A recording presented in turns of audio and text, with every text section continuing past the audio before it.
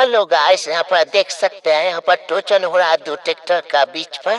अब देख सकते हैं कौन जीतता है। एगो है आइसर 300 शेयर, एगो सोनालिका 35 HP का है शायद। बहुत पुराना दोनों गाड़ी है। एगो है 2011 मॉडल, एगो है 2005 मॉडल। यहाँ पर देख सकते हैं कौन अब जीतेगा। यहाँ पर टोचन हो रहा है दोनों ट्रैक्टर के ऊपर, बहुत बड़ा मुकाबला। अरे भाई ये क्या हुआ, सोनालिका तो ऐसे को खींच लेता है लगता है यार। चालू करो अब वीडियो। हाँ अब लगाएगा, रेस देखते हैं।